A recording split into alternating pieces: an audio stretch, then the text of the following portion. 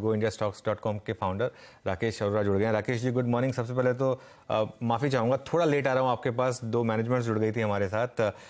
सबसे पहला व्यू जो कल, क्योंकि आप ये सारे इवेंट्स ट्रैक करते हैं, कल जो फेड ने अनाउंस किया उसको आप किस तरीके से देख रहे हैं global asset classes, equities, commodities के हिसाब से? तो देखिए, ऐसा है कि फेड एक लेवल पे पहुंच रहा है जहां पे अब ज्यादा प्राइस इंटरेस्ट रेट इंक्रीज करने का उम्मीद नहीं है। ये तो पहले से ही पता ही था, तो ऐसा कोई मेजर रिएक्शन मार्केट में आया नहीं है। और अब क्वेश्चन ये रहता है कि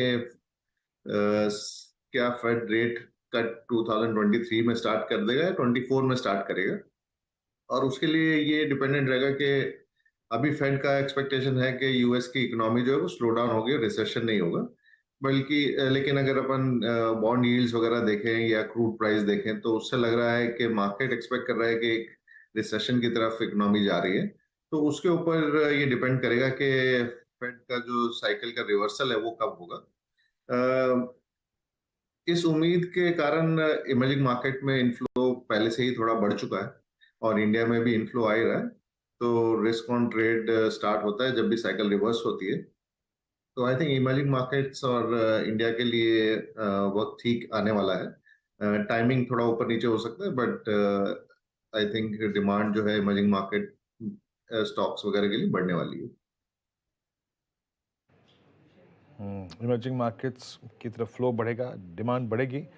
अच्छा सर, एक चीज़ मैं आपसे पूछूं, जब ये चर्चा शुरू हुई थी कि यूएस में अब जो रेट हाइक की प्रोसेस है वो अपने अंतिम पड़ाव में, एक पॉज आ जाएगा, इंडिया में तो वो आ ही चुका है, तब से गोल्ड ने बहुत अच्छा किया, बहुत स्ट्रांग मूव दिया। आज भी जब हम आपसे बातचीत करें तो गोल्ड ऑल टाइम हाई पे है।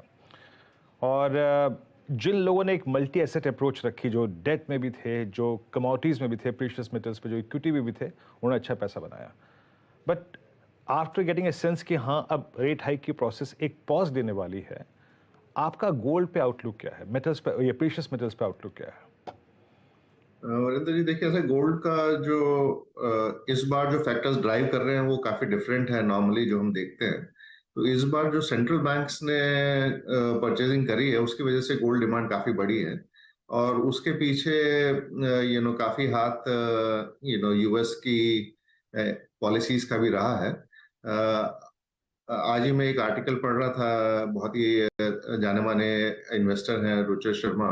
उन्होंने ये हाईलाइट किया है कि करीबन 30% ऑफ कंट्रीज पे यूएस ने कुछ ना कुछ सैंक्शन लगाया हुआ है। तो काफी कंट्रीज जो है वो यूएस डॉलर से निकल के थोड़ा दूसरी तरफ जाना चाहती है। और गोल्ड एक proven long term precious metal है जो अपनी वैल्यू होल्ड करता रहा है डॉलर की तरह। तो मुझे लगता है कि ये जो ट्रेंड है ये एक अलग ही चीज है। ये इसका कोई जो नॉर्मल हम डिमांड सप्लाई देखते थे कि इंडिया के शादी के सीजन में गोल्ड बढ़ रहा है या चाइना में गोल्ड खरीदा जा रहा है, बट ये सेंट्रल बैंक है जो खरीद रहे हैं। तो मुझे लगता है कि ये एक नया ट्रेंड स्टार्ट हुआ है और ये थोड़ा चलता रहेगा जिससे कि गोल्ड प्राइसेस सपोर्टेड रहेंगी आने वाले टाइम के लिए। देखना यह है कि यूएस किस तरह से इस डेवलपमेंट को रिएक्ट करता है। ओके अच्छा, राकेश जी, एक मार्केट का एक जो ट्रेंड रहा है पिछले कुछ दिनों में, डोमेस्टिक इकोनॉमी पर फोकस रहा है और ऑब्वियसली एक्सपोर्ट सेक्टर खासतौर से आईटी में काफ़ी पेन रही है। ये ट्रेंड रहेगा यहाँ पर या अब थोड़ा सा आईटी में भी एक्सपोजर दिया जाए? आपका क्या व्यू होगा? देखिए अनुज, ऐसा है कि आईटी सेक्टर इतने के स्टॉक्स करेक्ट जरूर किए हैं, बट बहुत ही स्क्रीमिंग बाइक वैल्यूएशन पे नहीं आए हैं। और दूसरा, अभी भी विजिबिलिटी जो है वो ग्रोथ की काफी कम है। जिस तरह से बैंकिंग सेक्टर यूएस जो कि अधिकतर आईटी कंपनीज का एक लार्ज पोर्शन है डिमांड ड्राइवर, वहां पे जिस तरह से उतार चढ़ाव चल रहा है, कई बैंक्स फोल्ड आउट हो रही है। मुझे नहीं लगता कि इमीडिएटली कोई एक ट्रिगर आईटी सेक्टर के लिए है। आई थिंक अनदर एक क्वार्टर और वेट करना चाहिए।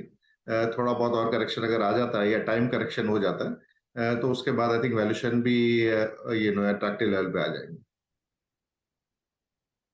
अच्छा राकेश सर, ये जैसे कि आपने अभी अपने पहले प्रश्न के उत्तर में कहा कि flow towards emerging markets will be strong, वो अच्छा करेंगे। इस बार की हमारी अर्निंग्स में आपको किस चीज़ ने अब तक सबसे ज़्यादा इम्प्रेस किया? और अगर मैं उदाहरण के तौर पे पेश करूं कि बहुत स्ट्रॉन्ग डिपॉजिट रेट्स होने के बावजूद इस 3 महीने में काफ़ी बड़े ग्रोथ होने के बावजूद, हाइक होने के बावजूद एनआईएम्स बहुत स्ट्रॉन्ग रहे बैंक्स के, ऑल टाइम हाई या फिर मल्टी क्वार्टर हाई पे थे। क्या इसने आपको इम्प्रेस किया और यहाँ से आगे को स्विंग को डोमिनेट क्या करेंगे? क्या बैंक्स होंगे क्या? देखिए, बैंक से तो खैर उम्मीद थी कि उनके निम्स एक्सपांड होंगे, क्योंकि जो डिपॉजिट की जो रेट है वो थोड़ा लैग से बढ़ती है। और बट इवन एनबीएफसीज, जैसे कि कल मैं देख रहा था चोला फाइनेंस वगैरह, उनके भी निम्स इम्प्रूव हुए हैं। तो न केवल बैंक्स बट एनबीएफसीज ने भी अपने निम्स को इम्प्रूव किया है। और एक्चुअल में देखा जाए तो ये एक ब्रॉडर थीम की तरह चला रहा है कि मार्जिन एक्सपांशन कई सेक्टर्स में देखा गया है। तो आई थिंक अगर एक कॉमन थीम है तो वो मार्जिन एक्सपांशन की थीम रही है, जिसकी वजह से रिजल्ट्स डिसेंट दिख रहे हैं। इतना कुछ खराब नहीं दिख रहा है, डिस्पाइट जो एक्सपेक्टेशन थी थोड़ा बहुत स्लो डाउन की।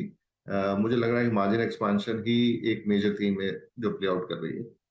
ओके, चलिए राकेश जी, फिर शुक्रिया जुड़ने के लिए आज हमारे साथ और अपना वक्त देने के लिए।